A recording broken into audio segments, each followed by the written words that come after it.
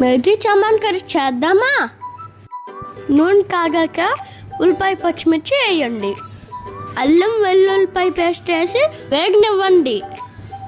కాజు onion paste వేయండి. గసగసాలు లవంగాయ చెక్క పేస్ట్ కూడా వేయండి.